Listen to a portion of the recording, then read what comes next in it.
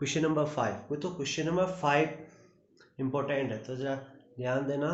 Question number 5, question number 5 है कि prove that the perpendicular at a point of contact to the tangent to a circle passing through a centre. तो हमको ये prove करना है। हाँ, अब सबसे पहले हमने क्या किया, एक सर्कल किया, ड्रॉ किया, ए बी एक टेंजेंट है जिसका पी पॉइंट ऑफ कांटेक्ट है, ओ सेंटर है।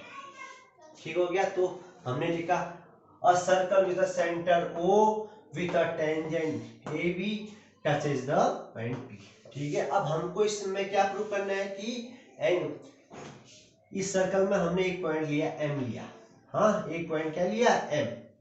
एम से हमने पी को मिला दिया, एम से हमने पी को मिला दिया। तो हमको इस क्वेश्चन में प्रूव करना है कि angle P M M P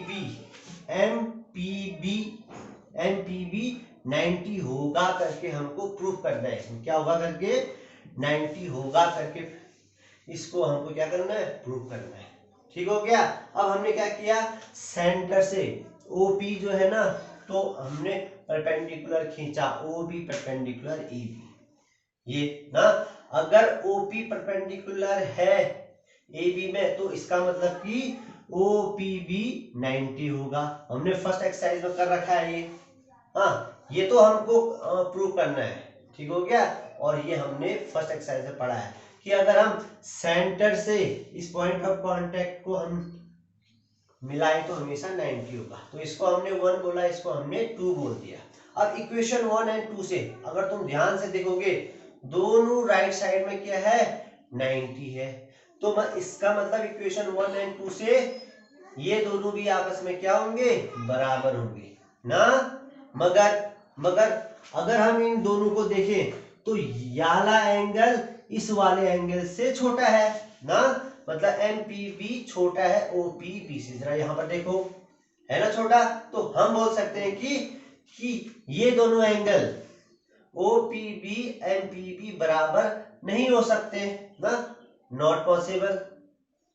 तो ये फिर तो आंसर कहां से आएगा फिर, तो आंसर तब आएगा कि अगर ये दोनों लाइन एक के ऊपर एक हो।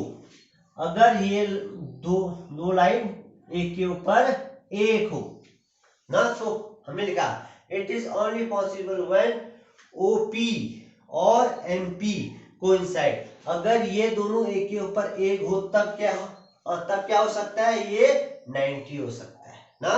तो इसीलिए हम बोल सकते हैं ये परपेंडिकुलर, इसको हम लोग परपेंडिकुलर बोलते हैं। हाँ, perpendicular on A B at P passes through O. कि अगर परपेंडिकुलर, अगर इस टेंजेंट में अगर कोई भी लाइन परपेंडिकुलर हो, ये पॉइंट ऑफ कांटेक्ट को टच करते हुए कोई जा रही है, तो वो ये ओ से पास होके ही जाएगी। इसका मतलब ये दो लाइन एक ही होंगी। हाँ, तो क्वेश्चन में ज्यादा कुछ नहीं है, तो हमको ये प्रूव करना था, ये हम जानते हैं। ठीक हो गया। इन दोनों को हमने कंपेयर किया तो राइट साइड सेम है तो लेफ्ट साइड भी सेम हो गए।